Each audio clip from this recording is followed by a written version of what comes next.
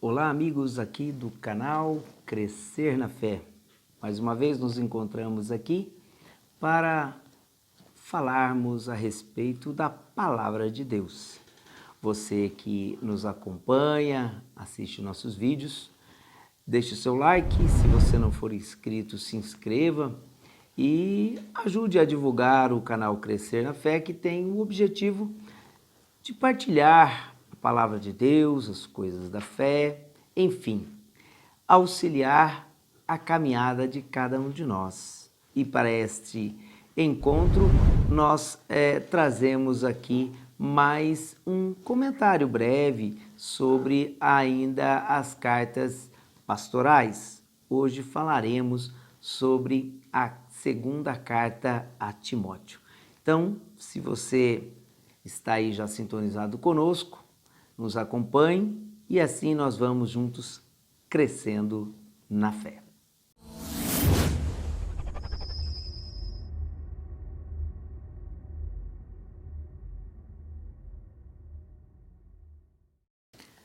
Pois bem, amigos, no encontro de hoje vamos falar sobre a segunda carta a Timóteo.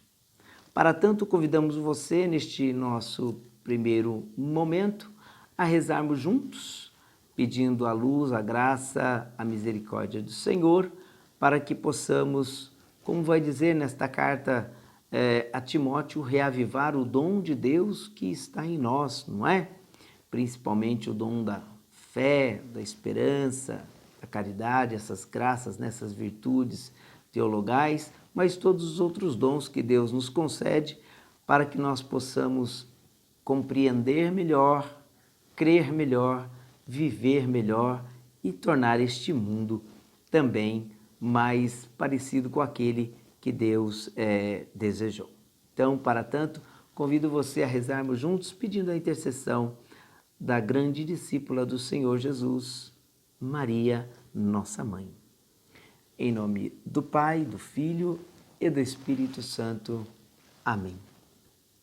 Vinde, Espírito Santo, e enchei os corações dos vossos fiéis, e acendei neles o fogo do vosso amor, enviai o vosso Espírito, e tudo será criado, e renovareis a face da terra.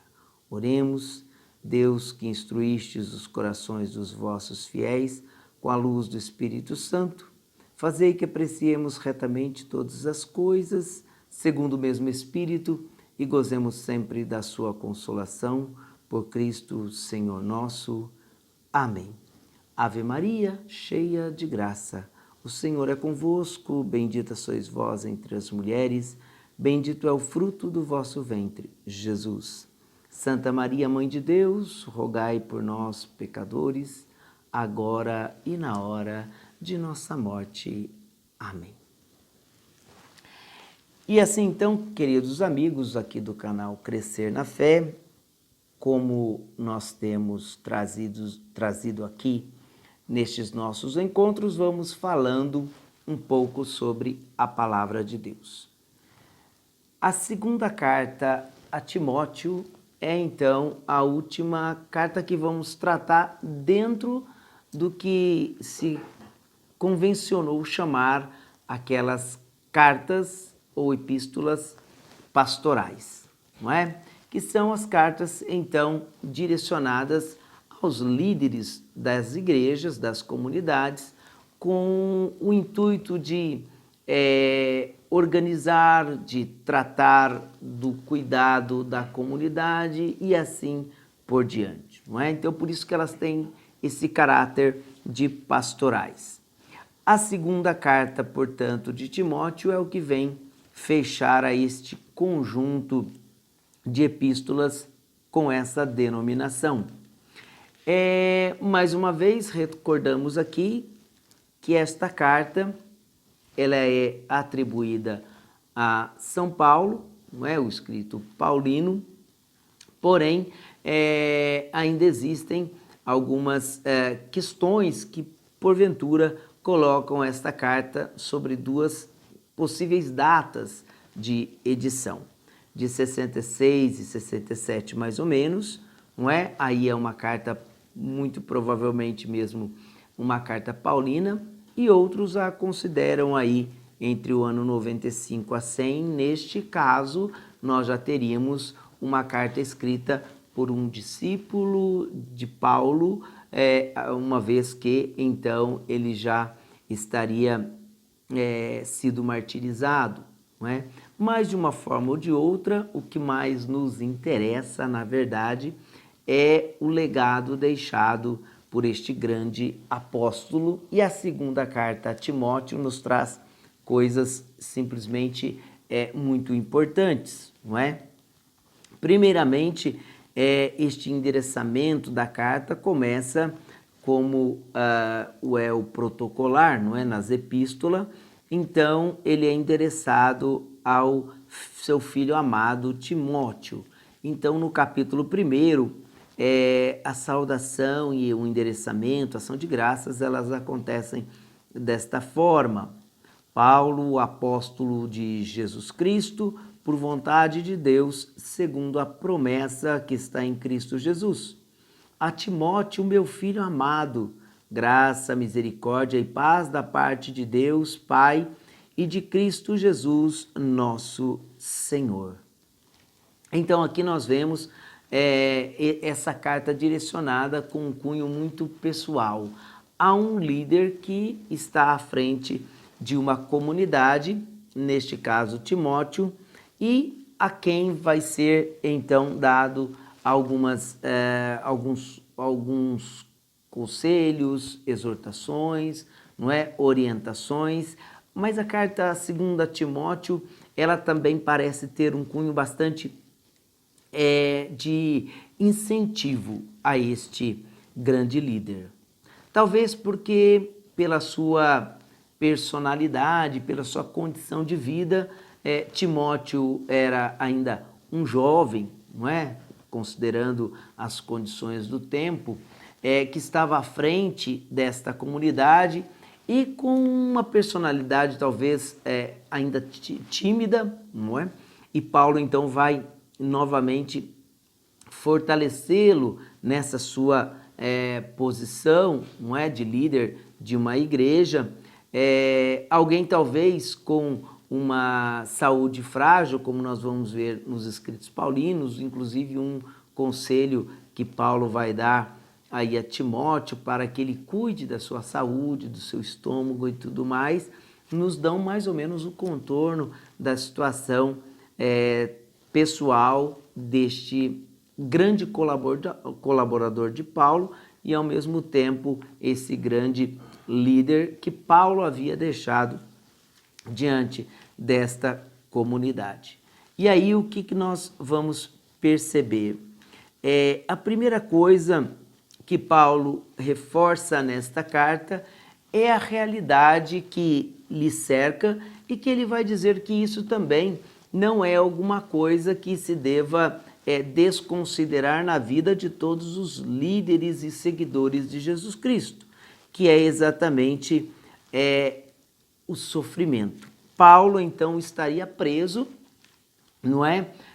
Sofrendo as cadeias por causa de Jesus Cristo, por causa do Evangelho, tanto que ele vai dizer que ele está acorrentado, aprisionado, mas a palavra de Deus essa não se deixa acorrentar.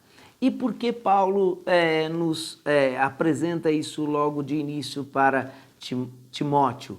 Porque provavelmente não que ele esteja sofrendo propriamente de uma perseguição como a de Paulo, mas evidentemente ele sofre pelas dificuldades que um líder tem diante de uma comunidade. Por isso, Paulo vai dizer para ele logo no começo, para que ele se recorde da sua origem, não é? Timóteo, que na verdade é filho de uma família pagã, não é? Seu pai era de origem pagão e a sua mãe judia, então ele nasce nesse contexto do paganismo e ele é convertido então a fé cristã e evidentemente a toda a herança de Israel, principalmente através da sua da sua mãe e a sua avó, não é? Nessa educação que ele vai receber, e Paulo então vai lhe lembrar isso. No capítulo 1 ainda, versículo 5, ele diz: evoco a lembrança da fé sem hipocrisia que há em ti. Ou seja, ele recorda isso para Timóteo, de onde nós viemos, aonde nós estamos ligados, por isso não podemos perder essa nossa raiz, essa nossa essência, não é? A mesma que habitou primeiramente em tua avó, Lóide, e em tua mãe, Eunice, e que estou convencido reside também em ti. Então, Paulo, mais uma vez, a primeira coisa que ele vai dizer é: Timóteo, recorde-se da onde você está plantado, em que fé você foi educado, porque é disso que se trata, de guardar este bom tesouro. E depois, então, continuando, ele vai falar a respeito desta graça. Versículo 6, ele diz: por este motivo, exorto-te a reavivar o dom espiritual que Deus depositou em ti pela imposição das minhas mãos. Pois Deus não nos deu espírito de medo, mas um espírito de força, de amor e de sobriedade. Não te envergonhes, pois, de dar testemunho de nosso Senhor, nem de mim, seu prisioneiro. Pelo contrário, participa do meu sofrimento pelo Evangelho, confiando no poder de Deus, que nos salvou e nos chamou com vocação santa, não em virtude de nossas obras, mas em virtude do seu próprio desígnio e graça. Essa graça que nos foi dada em Cristo Jesus antes dos tempos eternos, manifestado agora pela aparição de nosso Salvador, o Cristo Jesus. Ele não só destruiu a morte, mas também fez brilhar a vida e a imortalidade pelo Evangelho, para o qual fui constituído apóstolo e doutor, não é? Então, Paulo, e depois ele vai continuar falando aí a respeito dessa essência, ou seja, uma vez que nós somos objetos desta graça, eu sofro essas cadeias, mas isso não me impede, não tira o meu ânimo de continuar anunciando o Evangelho. É como se ele dissesse também para Timóteo que, evidentemente, pela sua própria juventude, pode estar passando por temores diante da responsabilidade. Paulo vai dizer então: Deus não nos deu um espírito de medo, de temor, mas um espírito de fortaleza, não é? Para que a gente possa anunciar assim o seu evangelho. Por isso ele pede: fortifica-te na graça que está em Jesus Cristo, assim como vistes de mim. Veja, então é uma carta em que Paulo vai trabalhando isso para o seu discípulo, não é? O seu grande colaborador. E talvez, por que é que isso seja importante para Timóteo? Porque talvez ele esteja sofrendo muitas oposições, inclusive doutrinárias, não é? E aí nós temos a presença das falsas doutrinas. E você sabe que todo aquele líder que é colocado diante de uma comunidade, daí, inclusive, vem para nós essa questão muito importante da apostolicidade. Portanto, o apóstolo é aquele que é o primeiro a defender a fé, não é? Por isso, os bispos são exatamente esses grandes representantes. Eles são os primeiros encarregados, responsáveis por manter, por ensinar, não é? Por ensinar a doutrina, por santificar o seu povo. Por isso, veja, Paulo traz aqui para nós a ideia da imposição de mãos, quando ele então institui esse seu grande representante. Essa imposição de mãos que é uma atribuição própria de quem? Dos bispos, porque eles têm o dom de abençoar, santificar o povo de Deus. Eles têm então esse encargo, não é?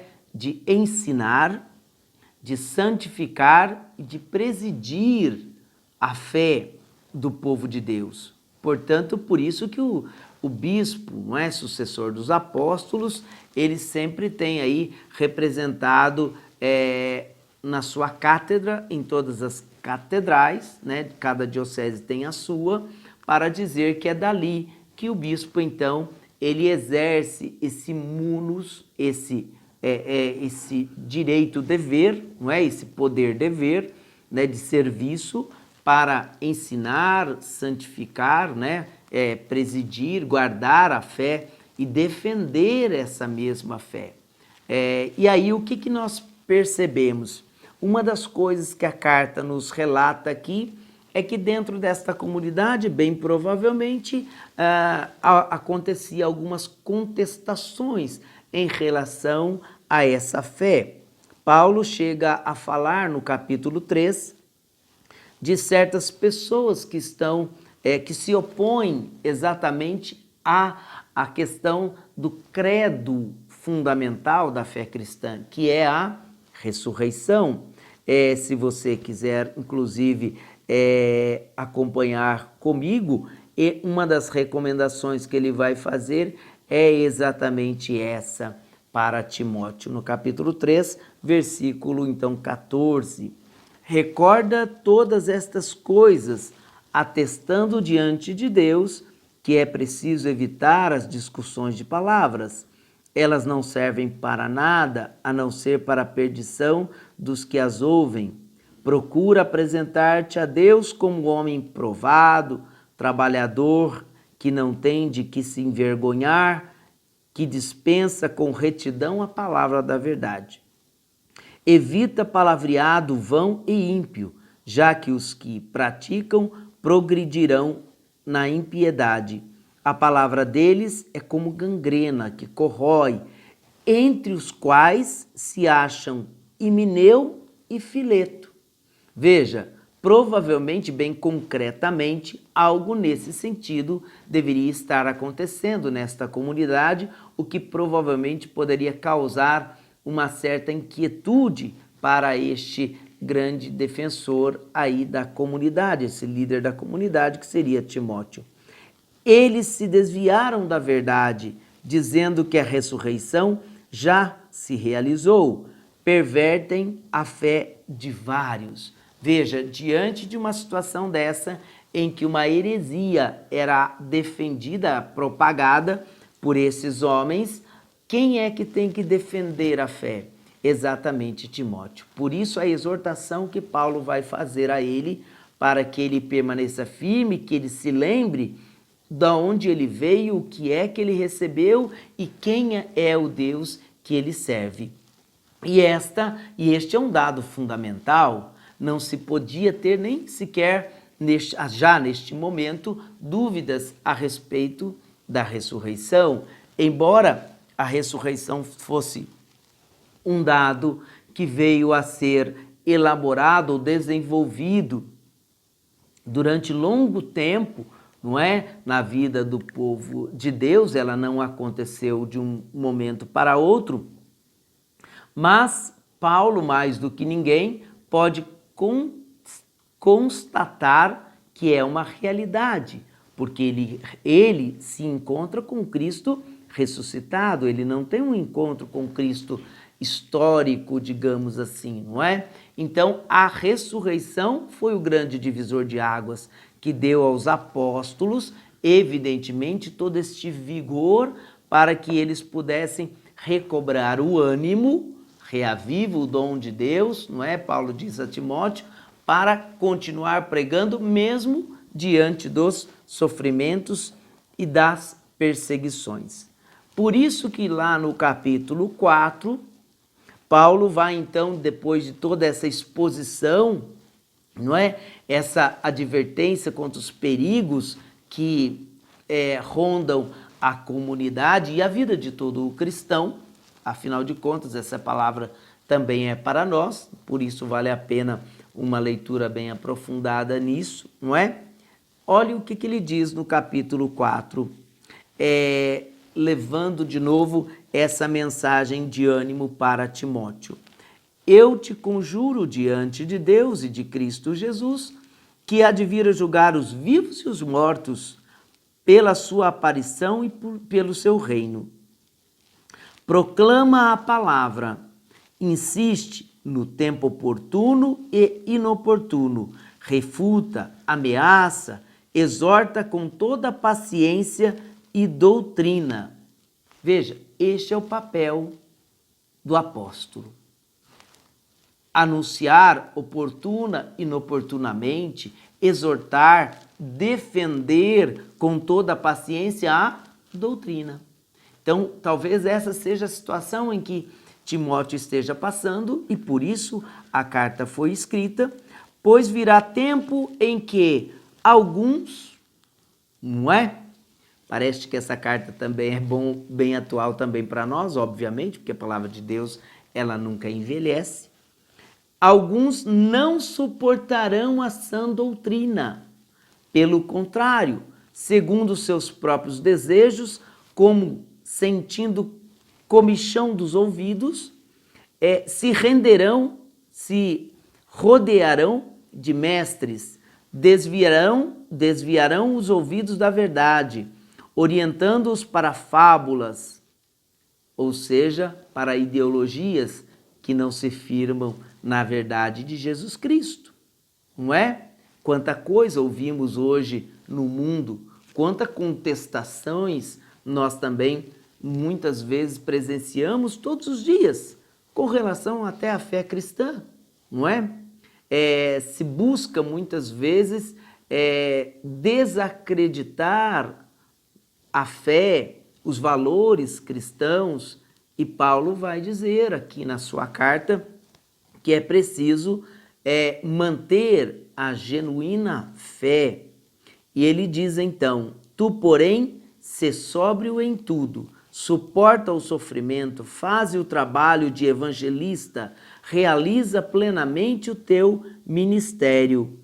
Quanto a mim, já fui oferecido e em libação, e chegou o tempo de minha partida. E aqui Paulo fala uma das frases ou versículos que talvez seja o mais citado e conhecido desta carta. Embora Paulo fale isso não para autopromoção, mas para no sentido de incentivar e exortar o próprio apóstolo Timóteo, que evidentemente pode também estar passando pelos seus sofrimentos, não é? Pelos seus combates. Por isso ele vai dizer, combati o bom combate, terminei minha carreira, guardei a fé. Desde já me é reservada a coroa da justiça, que me dará o Senhor, justo juiz, naquele dia. E não somente a mim, mas a todos que tiverem esperado com amor a sua aparição. E por fim, fazendo as suas últimas recomendações, ele diz a Timóteo, procura vir me encontrar o mais depressa possível. Olhe as condições a que o apóstolo se encontra, pois Demas me abandonou por amor do mundo presente. Ele partiu para Tessalônica, Crescente para a Galácia, Tito para a Dalmácia. Somente Lucas está comigo, provavelmente o autor do terceiro evangelho, né? Ou do quarto evangelho, como queiram. Toma contigo Marcos e traze-o, pois me é útil no ministério. Veja, aqui um dado interessante. O Marcos, que lá em Atos dos Apóstolos tinha tido uma desavença com Paulo, aqui a carta parece mostrar que essa rusga tinha sido superada e Marcos agora é um bom e necessário companheiro, não é?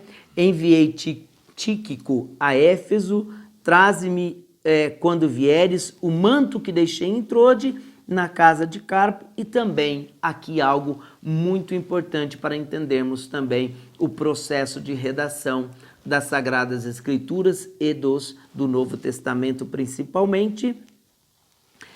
Traze-me quando vieres, além do manto, evidentemente,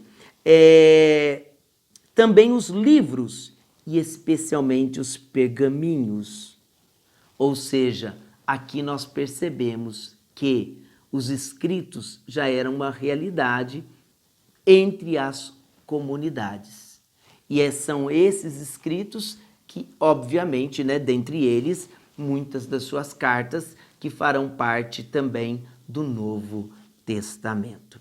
E assim, queridos, ele termina a carta fazendo também a saudação a muitas pessoas, muitas mulheres, inclusive também, que fazem parte desta atividade missionária, que Paulo, no final da sua vida, então, vai deixando aqui praticamente um testamento, mas também orientações para que seu discípulo aí amado, seu grande colaborador Timóteo, possa continuar o seu trabalho evangelizador e missionário alicerçado na fé, na doutrina e principalmente nunca perdendo a convicção, mesmo diante das dificuldades e dos sofrimentos. E é exatamente por conta de homens assim que hoje estamos aqui proclamando a palavra de Deus. Então, que você possa mergulhar nessa carta e descobrir através delas também o dom que Deus também depositou em você e que você possa reavivá-lo e colocá-lo a serviço da vida, da fé, da esperança, enfim, de todos aqueles que precisam. E até o nosso próximo encontro.